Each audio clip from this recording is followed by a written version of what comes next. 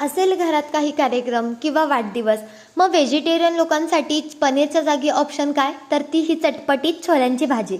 अशा चटपटीत रेसिपींसाठी आपल्या चॅनलला लगेच सबस्क्राईब करा. नमस्कार मंडळी, welcome back to my channel. कसे आहात तुम्ही? Tell me in the comment section below. आज आपण चटपटीत छोल्यांची भाजी बघणार आहोत.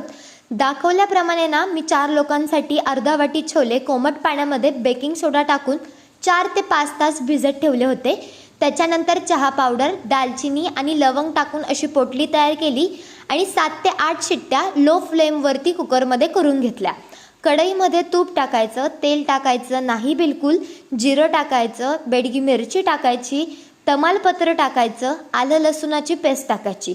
आलं लसणाची पेस्ट व्यवस्थित परतून झाल्यानंतरच आपल्याला तेल टाकायचं आहे, कारण तुपाचा सुवास पूर्ण भाजीला लागला पाहिजे. त्याच्यामुळे तेल आपण नंतर ॲड केलं. कांदा मी जवळजवळ आहे ना मीडियम साईजचे 3 कांदे घेतले.